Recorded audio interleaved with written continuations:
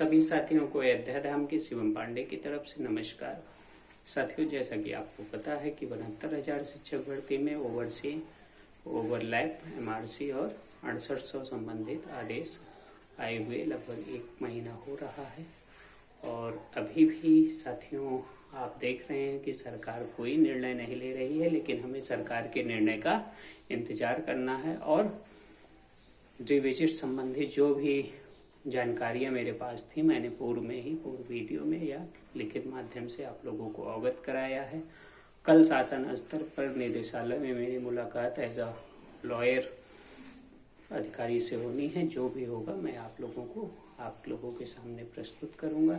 Revisit में साथियों बहुत गूढ़ बात यह है कि रिविजिट का जो प्रारूप है वो बन रहा है। उस प्रारूप पर मेरी चर्चा निदेशालय में कुछ एक कर्मचारी से हुई है, लेकिन चूंकि न्याय विभाग का मामला है इसलिए वे कुछ अभी बोलना नहीं चाह रहे हैं। इसलिए रिविजिट संबंधित सही जानकारी आपको प्राप्त नहीं हो पा रही है। कुछ चीजें ऐसी हैं जो सोशल मीडिया पे अभी बोलना व्यर्थ होगा, इसलिए उन बातों को मैं ध्यान नहीं दे रहा हूँ। क्योंकि अभी तो सिर्फ और सिर्फ रिविजिट होगा तो किस आधार पे होगा और किस प्रणाली के तहत रिविजिट कराया जाएगा, जिससे किसका फायदा होगा किसका नुकसान होगा यह भी देखने योग्य होगा। क्योंकि आदेश का अनुपालन करना अति आवश्यक है। इसलिए सरकारी कर्मचारी, सरकारी अधिकारी, न्याय विभाग कुछ ना कुछ ऐसा करेंगे जिससे उन्हें ही फायदा हो, अभ्यर्थियों का फायदा कम से कम होगा। ये मान के चलिए ATRE पे हम जीते हैं। टेट पे हमारी फाइल तैयार हो रही है। जैसे ही पूर्ण रूपेण तैयार हो जाएगी फाइल, तब आप लोगों को सोशल मीडिया के माध्यम से, मीटिंग के माध्यम से दिखाया जाएगा और उस पर चर्चा की जाएगी। जो भी पॉइंट छूटे होंगे उसके लिए भी आप लोगों की सलाह ली जाएगी। फिर अपने सीनियर्स से बात करके यदि वो जोड़ने लायक होंगे वो पॉइंट, तो वो जोड़े जाएंगे। तो रिविजिट संबंधित साथियों आप लोगों को थोड़ा सा वेट करना होगा। पूरा अप्रैल मुझे लगता है आपको वेट करना होगा। और अभी कुछ भी ऐसा नहीं हो रहा है और ना ही डबल बेंच में याची बनने के लिए बहुत जल्दबाजी आप लोग कीजिएगा। क्योंकि कुछ भी जब तक आगे नहीं बढ़ता है हम आगे नहीं जाएंगे। क्योंकि हमारी याचिकाएं अलाउ हुई हैं, इसलिए स्पेशल अपील में पहले नहीं जाएंगे। पहले टेट पर अपनी फाइल तैयार करेंगे। MRC की तरफ से या 6800 की तरफ से याचिका पड़ती है तो हमें नोटिस इशू होगा। सरकार यदि डबल बेंच जाती है तब भी नोटिस इशू होगा। इसलिए अभी हमें कोई जल्दबाजी नहीं करनी है। एक रणनीति के तहत एक सुव्यवस्थित ढंग बना के ही हमें निर्णय प्राप्त करने की कोशिश करनी है। इसलिए अभी ओवरलैप 6800 MRC पर सिर्फ और सिर्फ हम और आप वेट एंड वॉच की स्थिति में हैं और यही करें तभी हमारे लिए सफल होगा। साथियों, मैं विभिन्न लोगों को तो नहीं जानता हूं, लेकिन हमारे साथ बहुत ही ऐसे व्यक्तित्व वाले लोग हैं जो साथ आके लड़ना चाहते हैं। अपने अपने लोगों को जोड़ने के बाद एक बड़े सीनियर के लिए साथ में प्रयास करना चाहते हैं। उनका स्वागत है। और मैं वकील होने के नाते सीनियर कम से कम रुपए में, कम से कम फीस पर प्रोवाइड करवाऊंगा और आप लोगों को उनकी फीस का सही और यथाउचित आकलन करवाऊंगा। इसमें आप लोग बेफिक्र रहें। लगभग 15 से 20 लोग जो अपने आप में हर जिले में थोड़ा थोड़ा महत्व रखते हैं, वे सब एक हो गए हैं।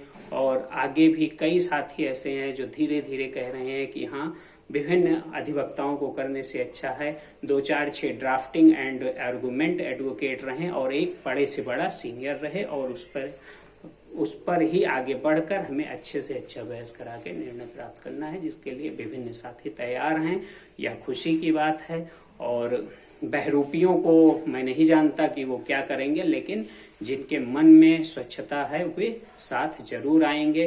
क्योंकि लोग इतने गिर गए हैं कि मेरे मित्र, परम मित्र त्रिपुरेश पांडे जी के ग्रुप से बिना उनसे पूछे एडमिन पद से हटा दिया, फिर ब्लॉक कर दिया, फिर बैन कर दिया पोस्ट। तो इतने गिरे हुए लोगों के साथ तो फिर संघर्ष हो ही नहीं सकता है। सिर्फ अपनी डफली, अपनी राग अलापने वालों को बिल्कुल माफ नहीं किया जाएगा और जिस तरह से अशिष्टता इन्होंने की है उसका भी करारा जवाब मिलेगा। समय आने दीजिए, इनको पता चलेगा कि हाँ ये कितने योग्य हैं और क्या क्या ये कर सकते हैं, और जिसको इन्होंने समाज में सोशल मीडिया में बेइज्जत करना चाहा है वह कितना योग्य है, उनके साथ क्या क्या कर सकता है। बस साथियों धैर्य बनाए रखिए। ईडब्ल्यूएस साथियों, मैंने पहले दिन से जो कहा है वही होगा, बस इंतजार कीजिए।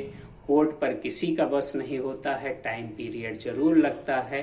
कोर्ट के अंदर स्वीकृतियां और अस्वीकृतियों के आधार पर बहस भी हो सकती है, नहीं भी हो सकती उस दिन, तो उसके लिए परेशान होने की जरूरत नहीं है।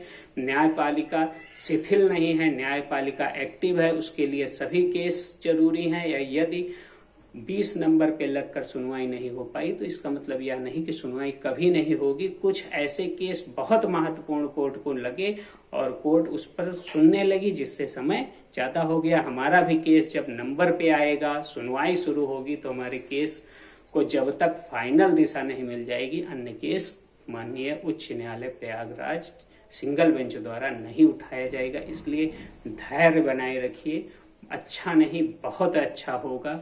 हम ईडब्ल्यूएस केस जीत रहे हैं, नौकरी का द्वार खोल रहे हैं, बस और बस आप सब्र कीजिए और ईश्वर से प्रार्थना कीजिए कि जल्द से जल्द मैं अपने लक्ष्य को भेदित करके विभिन्न साथियों के साथ अपनी नौकरी सुनिश्चित कर सकूं। बाकी रिविजिट के लिए अभी आपको वेट करना है।